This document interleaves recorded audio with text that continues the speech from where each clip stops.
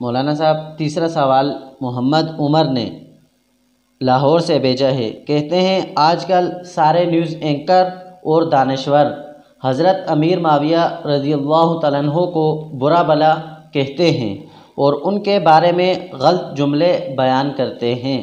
آپ ان کے بارے میں کیا کہتے ہیں؟ حافظ صاحب، یہ سوال انتہائی دکھی سوال ہے.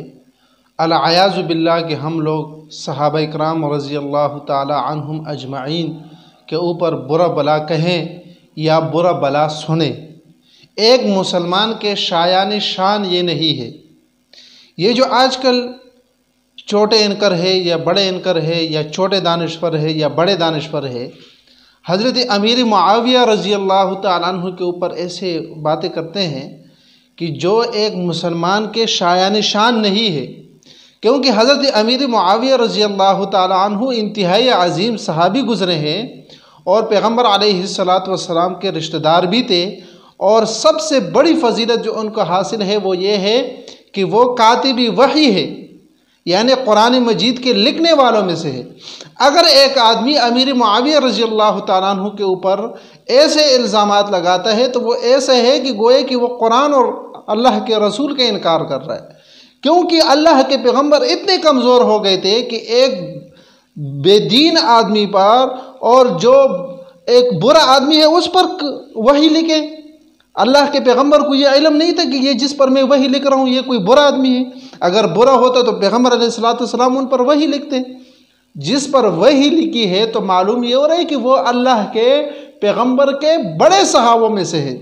پھر ان کی سیاست دے کے ان کی مطلب آپ ان کے وقت کی جو انہوں نے حکومت کی اس کو آپ دیکھ لیں کہ اسلام کے پھیلانے میں امیر معاویہ رضی اللہ تعالیٰ عنہ کے کتنا بڑا کردار ہے.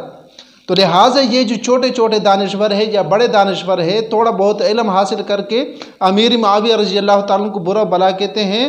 یہ اسی طرح ہے جیسے ہمارے پشتوں میں کہتے نا کہ سنزا کا گھٹ توخا تھا ماں کشمیر اڑی تھا، کہ مینڈک جو ہے پتھر کے اوپر چڑھ کر کہنے لگی کہ میں نے کشمیر دیکھ لیا. بھئی آپ کو امیر معاویہ کی کیا علم ہے؟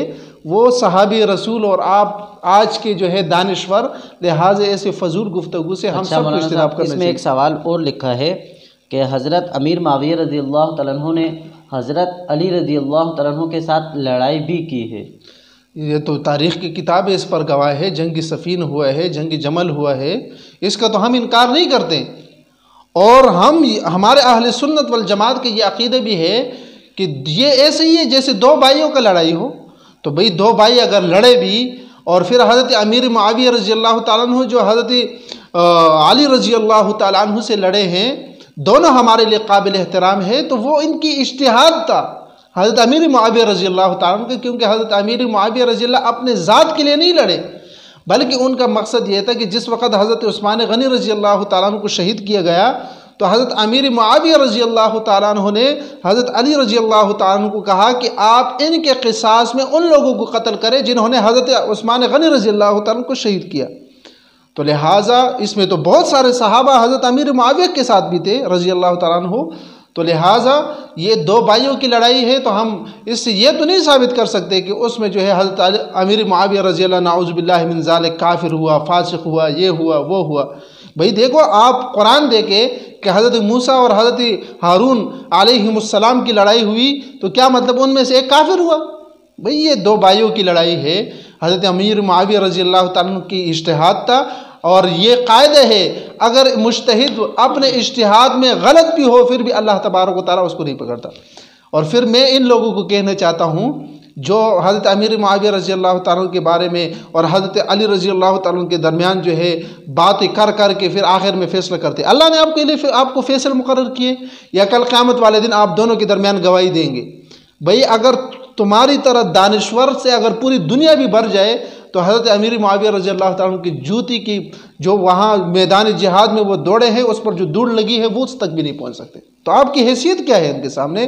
تو لہٰذا صحابہ ہمارے جو ہیں سروں کے تاج ہے اور ادنا سے ادنا صحابی جو صحابہ میں سب سے ادنا ہو پورے دنیا کے تمام قطبوں کو جمع کیے جائے، اولیاء اکرام کو جمع کیے جائے، مجتہدین فقہا کو جمع کیے جائے، تابعین تبع تابعین کو جمع کیے جائے، وہ اس ادنی صحابی کو نہیں پہنچ سکتا، تو آج کا دانشور جو ہے وہ حضرت امیر معاویہ رضی اللہ تعالیٰ پر کیسے جرأت کر رہا ہے؟ تو لہٰذا یہ انتہائی قبیح عمل ہے، تمام مسلمانوں کو اس چیز سے بچنا چاہیے۔